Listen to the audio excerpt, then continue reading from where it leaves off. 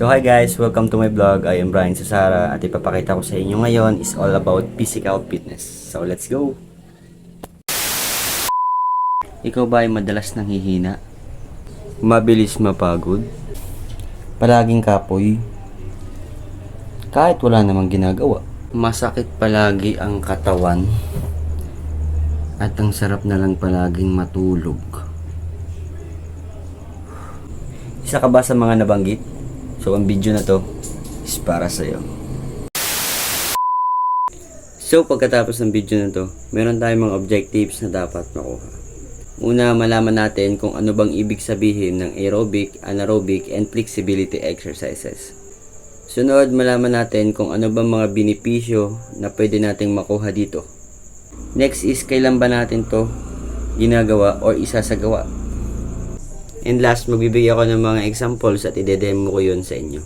So tara, simulan na natin. So ano nga ba ang aerobic exercise? Ang aerobic exercise ay ang pagbibigay natin ng less effort sa kung ano mang ginagawa natin. Ano-ano ba ang mga benefits nito? Una, nai-improve nito yung circulation ng blood natin. Pangalawa, nai-increase nito ang red blood cells sa ating katawan.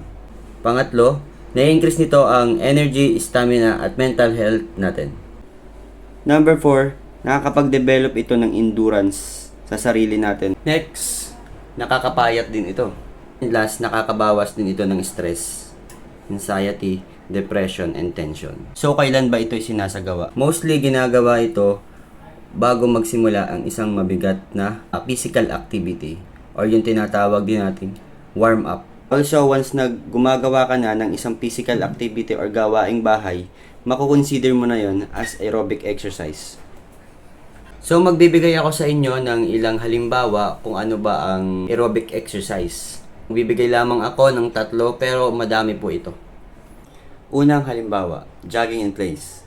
Pangalawang halimbawa, high knees. Pangatlong halimbawa, jumping jacks.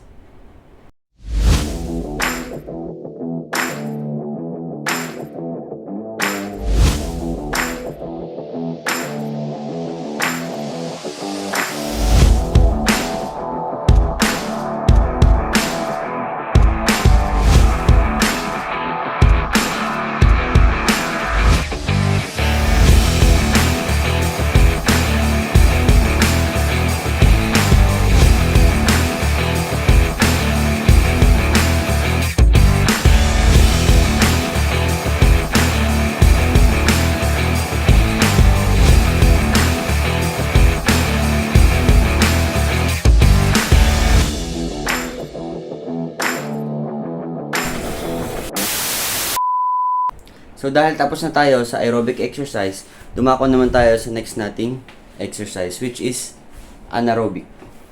Ano ba ang ibig sabihin ng anaerobic?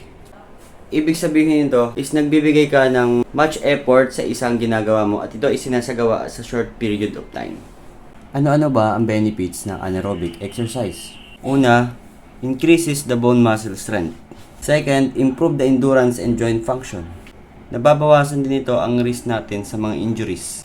Enhance the good cholesterol in the body. Mabilis ka rin mababawasan ng timbang dito. Minimize the risk of osteoporosis. Develop coordination and balance. So magbibigay ako ng 3 halimbawa muli ng mga exercise na ito. Una, push-ups. Pangalawa, bicycle crunch. Pangatlo, jump squat. So, ide-demo ko lahat yun sa inyo.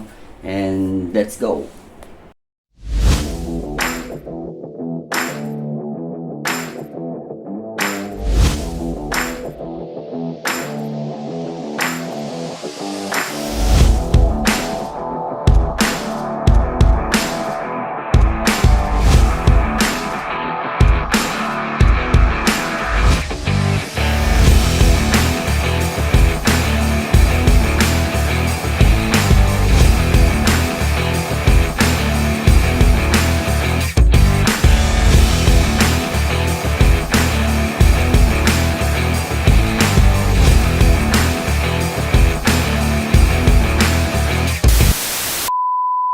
Since natapos na tayo sa ating pangalawang exercise, proceed na tayo sa ating last exercise, which is flexibility exercises. Ano ba ang flexibility exercises? Sa flexibility exercises, dito makakaramdam ka ng pagbanat. Makakaramdam ka rin dito ng comfortable tension. Ano-ano ba ang mga benefits na makukuha natin dito? Number 1, mababawasan nito ang sakit na nararamdaman natin. Dito. Joke lang. Mababawasan nito ang sakit na nararamdaman natin sa ating katawan. It can improve also our posture and balance. Magbibigay ako muli ng 3 example ng flexibility exercise. So, unang halimbawa, downward facing dog. Pangalawa, hamstring stretch. At pangatlo, hip flexor stretch. So, tara, simulan na natin.